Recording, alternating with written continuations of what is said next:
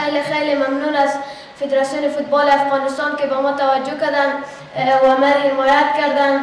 د محمد عثمان په نوم یو نوی ځوان ورزشکار په مادي او معنوي توګه وستایل شو. محمد عثمان عاطف د بادغیس ولایت اوسیدونکی دی چې د فوتبال په لوبه کې ځانګړې وړتیا لري چې د لوبو ویډیویي کلیپونه یې مخکې په ټولنیزو رسنیو کې خپاره شوي وو. د سپورت بدني روزنې او المپیک کمیټې له لوري د دغه تنکي ورزشکار ځوان د ستاینې په موخه په کابل کې ځانګړي مراسم جوړ شوي وو چې د هېواد د یوه ملي سوداګر او د المپیک کمیټې له لوري په نقدي او نورو جایزو سره وستایل شو. د فوټبال په برخه کې څو ورځې مخکې په سوشل میډیا کې د عثمان جان ویډیو زما مخې ته راغله.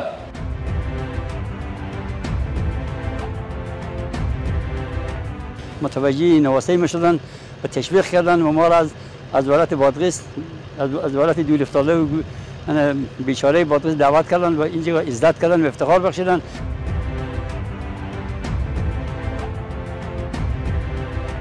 که دغه استعدادونه واقعا حمایت شي، تشویق شي، د موږ هیواد کې ډیر غټ بدلونونه راوستلی شي.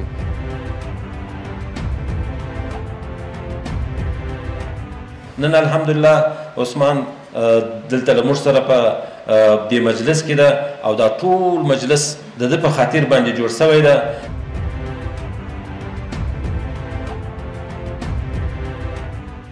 متوجه نواسه شدن و تشویق کردن و ما را از ولایت بادغیس از ولایت دول افتاده و بیچاره بادغیس دعوت کردن و اینجا عزت کردن و افتخار بخشیدن و خیلی ما ممنون و سپاسگزار هستیم و خیلی احساس خوشبختی میکنیم و این از روزهایی میدونیم که در زندگی خود روزی ندیدیم و بازم از این اماراتی رو میخواهش میکنیم از این وثیق صاحب اینا چیزهایی که وعده کردن میقین داریم جامعه عمل میپوشانن، حتی میخوایم که بیشتر توجه کنن.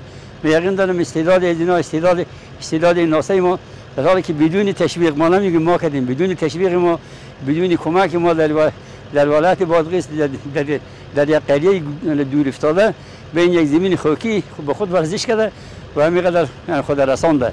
ما از اینکه همینقدر استعداد داشته یقین داریم اگر توجه بیشتری بده بشه یعنی یک شکلی بسیار یک ورزشکار استثنایی میشن و سبب افتخار مردم و وطن ما میشه. خیلی از اونا تشکری میکنم که مر حمایت کردن، مر تشویق کردن و مر به آرزوم رساندن و ما با آینده انشالله زیر دست مربی انشالله تمرین میکنم و تا تست تیم ملی بدم و انشالله اگر استعدادش داشتم میتونم به تیم ملی هم بازی کنم و اگر استعدادش نداشتم باز دوباره انشالله تمرین میکنم و باز دوباره تستای تیم ملی را میدم. خیلی خیلی ممنون از فدراسیون فوتبال افغانستان که به ما توجه کردن و ما حمایت کردن و خیلی خیلی خیلی ممنون از تیم ملی افغانستان که اینجا در جمع حضور دارم. د سپورت او بدني روزنې د مسؤلینو له لوري دغه ورزشکار په مادي او معنوي توګه وستایل شو. د ګلبهار ګروپ له لوري محمد عثمان ته 3000 امریکایي ډالر جایزه ورکړل شوه.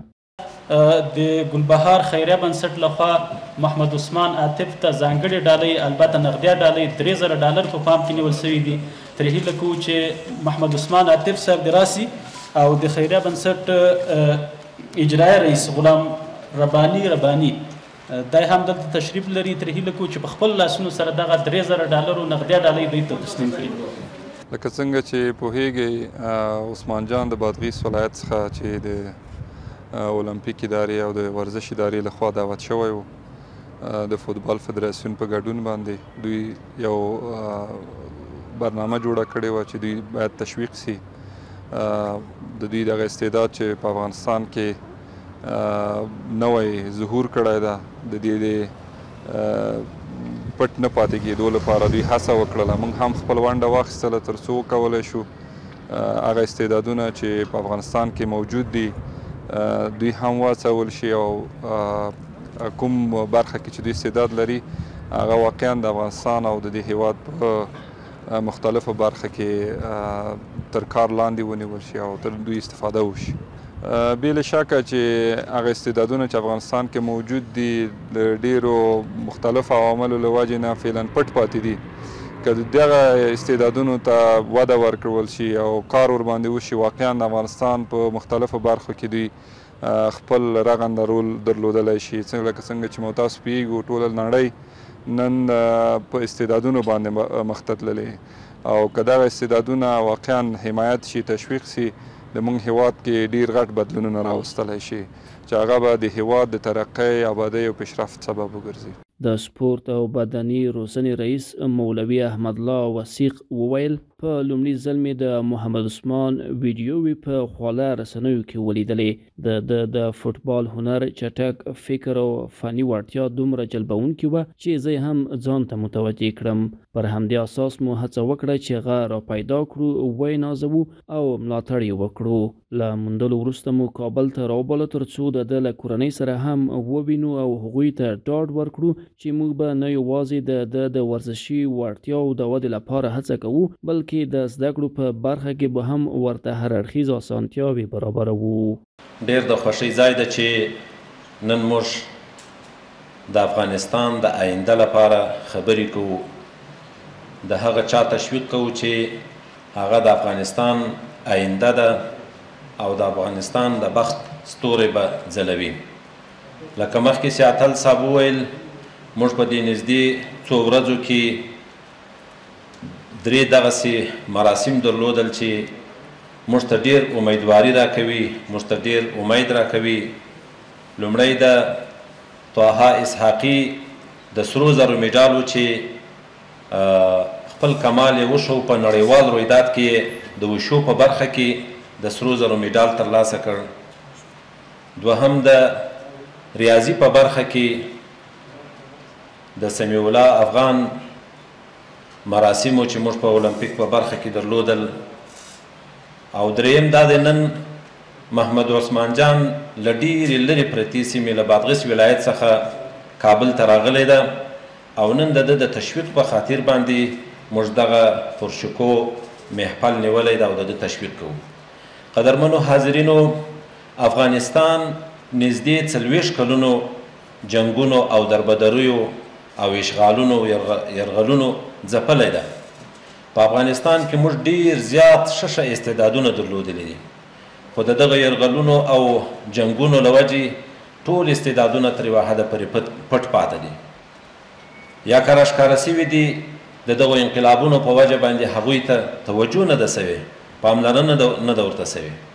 اوس الحمدلله د هر هغه څه دپاره زمینه مساعده ده، کوم ارمان چې موږ لرو چې افغانستان جوړ سي، افغانستان آینده ولري، افغانستان په هره برخه کې وځلیږي، الحمدلله ډېر ښه فرصت ده. د افغانستان د اسلامي امارت مشران او ټول حکومت د دې هڅه کوي چې افغانستان په خپلو پښو باندې ودرېږي. په افغانستان کې کوم استعدادونه چې را پیدا کیږي هغوی ته د پالنې او د روزنې دپاره زمینه مساعده کړي، هغه وروزي چې د افغانستان آینده ورسره تړلې ده. د فوټبال په برخه کې څو ورځې مخکې په سوشل میډیا کې د عثمان جان ویډیو زما مخې ته راله.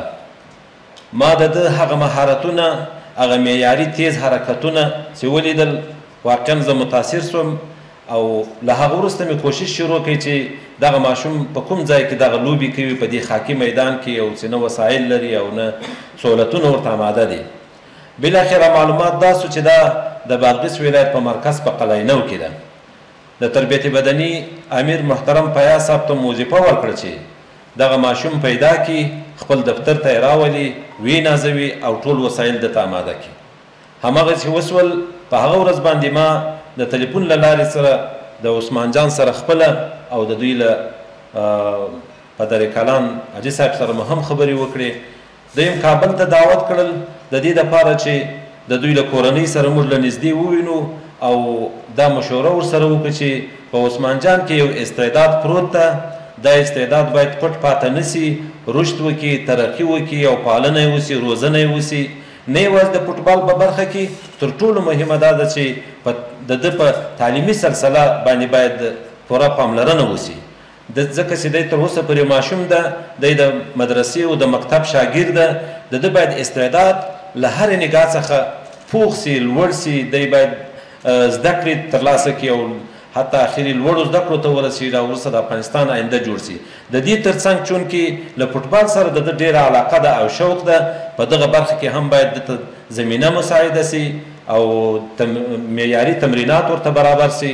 نو په همدغه موخه هم دی کابل ته راغوښت چې دلته د فوټبال فدراسیون له محترم مشر یوسف کارګر صاحب سره له نږدې وویني او هغه ورته رهنمایي وکړي چې کوم سهولت او ضرورت چې د سهولتونه چې د ده ضرورت دي هغه ورته آماده کړي. نن الحمدلله عثمان دلته له موږ سره په دې مجلس کې ده او دا ټول مجلس د ده په خاطر باندې جوړ شوی ده چې دی تشویق سي نور هم او موږ په دې باندې وروسته خبرې هم کوو د دوی له کورنۍ سره هم چې هر هغه څه چې د عثمان ضرورت ده د تعلیم په برخه کې او د دې ترڅنګ د دې ورزش په برخه کې چې د ده علاقه ده هغه سهولتونه انشاءالله موږ په همدغه سټیج باندې وعده کوو چې له ده سره به دغه نه دریغ کېږي د ده د پالنې او د روزنې دپاره چې هر څه امکانات یې هغه به انشاءالله تعالی موږ آماده کړو. زه نور خپلې خبرې نه اوږدوم، یو ځل بیا عثمان او د دوی ټولې کورنۍ ته او د فوټبال برخې ټولو ورزشکارانو ته ښه راغلاست وایم چې په دغه مراسمو کې له موږ سره شریک دي. موږ عثمان جان ته یوازې یو تحفه په نظر کې نیولې ده چې همدلته اوس ورته سپارو او داسې د دوی تعلیمي سلسله بیا څنګه مخ ته ځي، د فوټبال په برخه کې دته کوم امکانات آماده کیږي، په دې باندې به انشاءالله کارګر صاحب محترم هم خبرې وکړي او د دوی له کورنۍ سره به موږ په ځانګړې توګه باندې ووینو چې کومه طریقه اسانه وي هغه به انشاءالله سهولتونه به دوی ته آماده شي. چونکې دوی ډېر لرې په بادغیس ولایت کې اوسیږي او کابل هم له هغه ځای څخه ډېر لرې ده. نو موږ به په یو داسې لاره باندې خبرې وکړو چې دته اسانی وي او دوی له کوم مشکل او ستونزو سره مخامخ نشي. شما باورمند بر استعدادهای افغانستان باشید. شما باورمند باشین که امروز ورزش افغانستان در طول 4 سال اخیر دستاوردهای بزرگی که در 30-40 سال حکومت سابق نداشته امروز در 4 سال اخیر داشته. شما باورمند بر عرصه‌های مختلف رشد استعدادهای چی فرهنگی بوده باشه چی ورزشی بوده باشه از دراهای بسیار دوردست خاکریزاها ای به دست آمده و استعدادهایی که در افغانستان است. ما کشورهایی که رفتیم فوتسال ما رو ببینید، فوتبال ما رو ببینید، جوانان ما رو ببینید که در سطح کشورهای دنیا بهترین چهره‌هایی بوده که دستاورد برای کشور وطنش آورده. این دستاورد است.